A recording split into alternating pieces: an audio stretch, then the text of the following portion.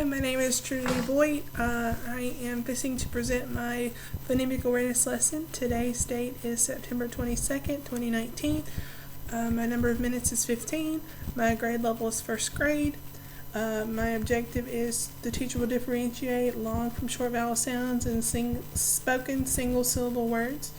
My standard is CCSS ELA Literacy RF 1.2A, which is distinguishing long from short vowel sounds and spoken single syllable words.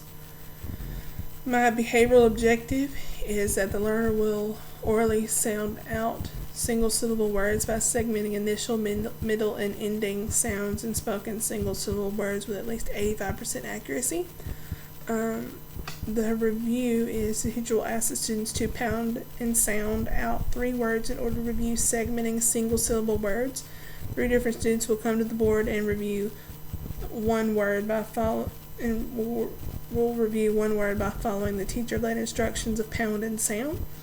The words we're going to pound and sound are dog, sun, and fan. The materials you'll need is just whiteboard, just whiteboard, and then 3 felt squares. This is an oral response, and it is a whole class activity. Now, what I did was, I don't have a whiteboard here, so I made my own. I came up with just a piece of cardstock. I glued 3 different color cardstock or Post-its on there, and I'm going to demonstrate how to do the pound and sound game. What you're going to do is you're going to tap the word for every sound that you hear. So the word dog, and I'm going to go d-a-g, dog. And then for the word sun, I'm going to go s-a-n, sun. And then for the word fan, I'm going to go f-a-n, fan. Now, once this activity is complete, you can do as many different single syllable words as you'd like, just to make sure that they would, understand how to do it. The overview, the purpose or importance of this is in order to learn how to read and write words and their structures. We must be able to hear the difference in sounds that a vowel will make. It is important to know the difference between long and short vowel sounds because some of the sounds say its name and some are silent or says another sound. It depends on the location of the letter in the word. Now, continuity is the past is yesterday we learned to segment single syllable words. Today we will learn to distinguish long from short vowel sounds in spoken words. And tomorrow we will learn to blend single syllable words. Our objective is the learner will be able to distinguish long from short vowel sounds in spoken single syllable words. Now for the motivation, it is Bloom's level of understanding. And what you'll need is a smartboard and access to education.com. This is an oral response and it is a whole class activity. What you're going to do is that on this game there will be 2 different grocery carts. There will be a pink one for the long syllable and a blue one for the short syllable, and they give you about 8 items at the bottom, and the object of the game is to drag, say the name of the picture, and drag it to where you think it either has a long vowel sound or a short vowel sound, and you will be able to differentiate the difference between these. I'm going to do the first example, and then after the first example, the students will be able to do the remaining examples.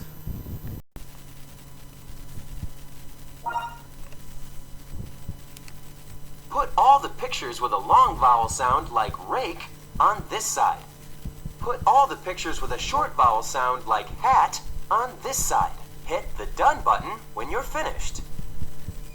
So I'm going to do this really quickly. The word bat is short syllable, so I'm going to drag the bat, the fox, the gum, and the net into the short syllable, and then the glue, the bike, the dice, and the kite into the long syllable. And then once I've drug all those in there, I'm going to hit done. That's right. And it's going to tell you that you're right. You are a master. Now, once that game is complete from education.com, what we're going to move to is our procedures. We're going to use Bloom's level of understanding and applying. Now, with the procedures, I have a game called long and short vowel sort. What we're going to do is we're going to use two boxes, different size, same size, doesn't matter what kind of box you use. One of them is going to be your long vowel, and the other is going to be your short vowel. Now, on these boxes, what I'm going to do is I'm going to pass out picture cards to the different kids in the room, and I'm going to call out 3 volunteers to hold 3 of them up at the front, and I'm going to read a word off my list. I have a key list, and so if the first one is hen, I'm going to make a sentence and say the hen laid an egg. The hen laid an egg. And what vowel sound do you hear in the word hen? Hopefully they'll say a short E. And so then I would ask, who has the hen? Well, then they would show the hen, and then I would ask, can you place it in the right box? So the learner would put the hen in the short vowel box. I would put it in the short vowel box because hen is short vowel. I would then distribute the picture cards to the remaining students. So for another example, if I say the word, I have a fruit tree in my backyard, who has tree? And so then that person would hold up tree, and that's a picture of a tree. And I would ask if the tree is long or short vowel, and it is long because the double E makes it say its name. So I would put the tree in the long vowel box. And then as we pass out the picture cards, I would make different sentences with the words that I have on the on my master list, and then let them to decide whether the picture cards that they have are long or short vowel. Now, after we do the long and short vowel sort game, the next activity we have is called the leapfrog activity. And this game is a movement activity. Now, what it is we're going to be using the same 2 boxes, the short vowel and the long vowel in this activity. And as an example, the teacher will draw a lily pad from the bag and read the word out loud for the class and show the leap motions for the long or short vowel sounds. So what I'm going to do is I'm going to draw the word ape. I have a little bag of lily pads that I made. I'm going to draw the word ape out of the bag. So the word ape is long vowel because the A makes it say ape.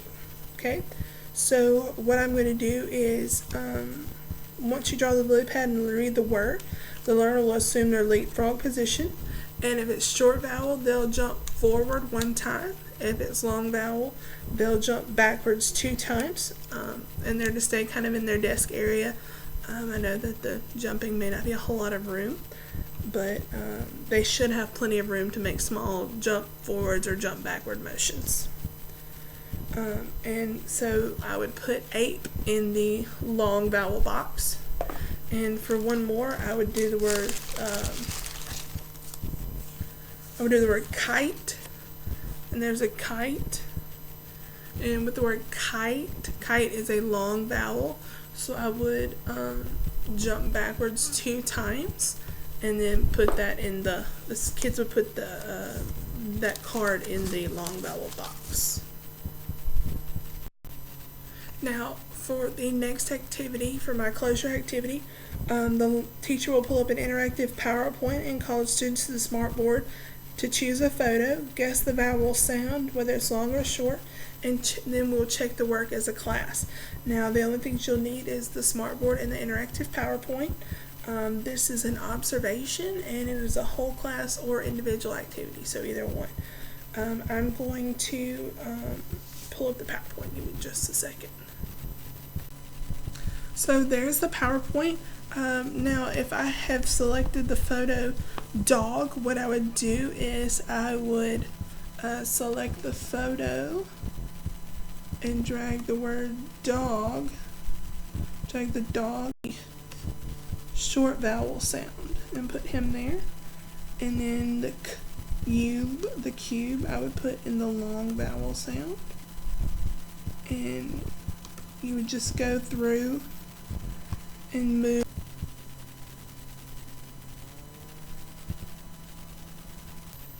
The next activity I'm going to show you is a interactive PowerPoint that I've made. Now on this interactive PowerPoint, what you are to do is it is divided between long vowel or short vowel sides, and there are about 10 pictures at the bottom, and what the students are to do is to click on that picture and drag it to the whether it's for a long vowel or short vowel sound. For instance, if I have the word dog, dog is a short vowel sound, so I'm going to drag the dog picture under my short vowel category, and then the word cube, I'm going to drag it under the long vowel sounds. Let me show you what that looks like real quick.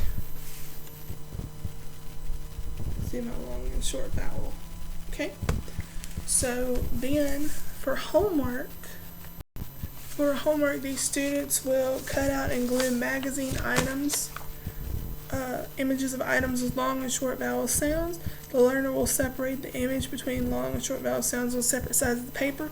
The magazine, glue, and scissors will be available to students to complete their homework, and I will show you what that looks like. I have a couple pictures that I cut out of the magazine.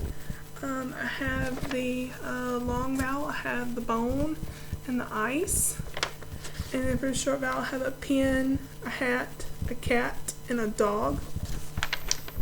And so the students will make their own thing for that. They'll just need a piece of construction paper, scissors, and glue, and a magazine.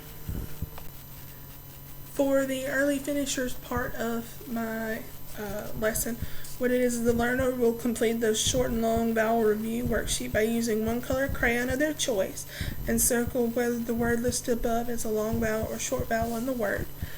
So my first one is bake, and so with the word bake, I'm going to circle the long A, bake, and then I will continue to circle like let, and then words like strong, just short vowel sounds that will, or single syllable words that you can either find out if they're short or long vowel. And then for the special needs students, the student with a reading disability will have a paraprofessional or teacher that will model more of the leapfrog activity. The paraprofessional or teacher will sound out the given words on the list just as we did in the procedure.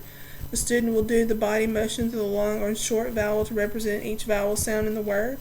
If the student is still in need, the paraprofessional or teacher will orally model more with 2 lists of given words and compare 1 word from each list. The student who is an English language learner will model individually with the teacher during the activities and procedure. The learner will hold up the given image card and the student will answer what the image is showing in their own language. The teacher will have a list of words used during the activity and have the words translated into that child's language so that the student can use their own language. After their turn, the teacher will orally give the English term of the image to the students and have the whole class say the English term as well as the translated term and explain which vowel sounds they hear. So an example, if the student is, if his home language is Spanish, and I use the word cube, the Spanish word for cube is el cubo. So what I will do is I would get them to say cube and then say el cubo, just so that it includes that student. Now for remediation, depending on the number of students that need remediation, the students will individually come to the teacher's desk for a small session during recess and review over the procedure using the lily pad activity. If there are more than 4 students that need remediation, the learners will get into groups during recess and review over the procedure using the lily pad activity. The teacher will orally sound out some single syllable words other than the given words on the list. Just as we did in the procedure, the students will jump back twice on a long sound and forward once on a short sound. Remediation time will help these students focus on the long and short vowel sounds using modeling from the teacher. That's using the understanding and applying. The materials is the picture of words and an alternate word list. This is observation and individual. For enrichment, the learner will take the provided sheet of paper and draw a total of 5 items that you would find in the park that would either have short vowel sounds or long vowel sounds. And I made a handout for that, which looks like this. And they would just draw that picture on either side. And then the reflective comments, I feel like both activities were a great idea because they allow the students to have movement, and that is an important strategy that most students learn from. The long and short vowel sounds had its own jumping motion. The learner will acknowledge that these motions will help students remember, or the teacher will acknowledge that these motions will help students remember the long or short vowel sounds later in future school years. I think I need more practice giving precise directions step by step so that most students will know what to do. I think they were confused when I explained the lily pad game, but as I get further into going over directions and different tasks that, my directions will hopefully get better. And that's all of my phonics awareness lesson. Thank you. Bye.